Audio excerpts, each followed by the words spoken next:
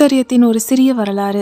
உத்தரியத்தின் வரலாறு 1651 ஆண்டு புனித சைமன் ஸ்டாக்கிற்கு பாலஸ்தீன் நாட்டில் கார்மேல் மலையில் தேவமாதா உத்தரியத்தோடு காட்சியளித்தார்கள். கார்மேல் மலையில் கார்மேல் சபையின் தலைவர் புனித சைமன் ஸ்டாக் நிறுவிய துறவர சபைக்கு ஏராளமான துன்பங்கள் இழைக்கப்பட்டது. ஆதலால் தேவமாதாவை நாடி பக்தியோடு வேண்டினார். 1651 ஆண்டு ஜூலை மாதம் 16 தேதி ஏராளமான வானதூதர்கள் புடைசூழ்ந்து இருக்க தேவமாதாவின் ஒரு கையில் குழந்தை இயேசுவையும் மற்றொரு கையில் ஓர் உத்தரியத்தையும் ஏந்தியவாறு காட்சியளித்தார்கள். இக்காட்சியில் உத்தரியத்தை அணிந்து கொள்ளவும் உத்தரிய பக்தியை பரப்பவும் தேவமாதா கேட்டுக்கொண்டார்.